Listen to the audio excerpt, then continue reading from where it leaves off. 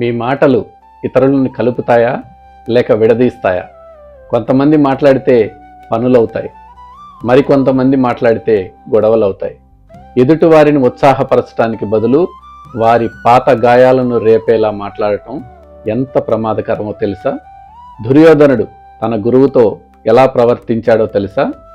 ఈ విషయం తెలుసుకోవాలంటే భగవద్గీతలోని 1వ అధ్యాయంలో 3వ శ్లోకానికి వెళ్లాల్సిందే. దుర్యోధనుడు ఇలా అంటున్నారు: ఆచార్య, మీ బుద్ధిమంతుడైన శిష్యుడు ద్రుపద కుమారుడైన దుష్టద్యుమ్నుడి చేత వ్యూహరచన చేయబడిన ఈ గొప్ప పాండవ సైన్యాన్ని చూడండి అని. అంటే దుర్యోధనుడు ఇక్కడ తన గురువుని గౌరవించటం లేదు, వ్యంగ్యంగా మాట్లాడుతున్నాడు. నీ శిష్యుడే నీ మీదకు యుద్ధానికి వచ్చాడు చూడు అని ద్రోణాచార్యుడిని కవిస్తా ఉన్నాడు. మన నిత్య జీవితంలో కూడా మనం మన స్వార్థం కోసం ఇతరులను రెచ్చగొట్టేలా మాట్లాడుతుంటాం.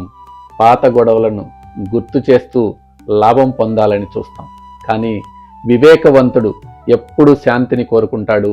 వినాశనాన్ని కోరేవాడు మాత్రమే ఇతరుల మధ్య చిచ్చు పెడుతూ ఉంటాడు. మాట అనేది ఆయుధం లాంటిది, దాన్ని జాగ్రత్తగా వాడాలి. మిత్రులారా, గుర్తుంచుకోండి, విఘ్నతతో మాట్లాడితే విజయం, విమర్శతో మాట్లాడితే వినాశనం. హరే కృష్ణ.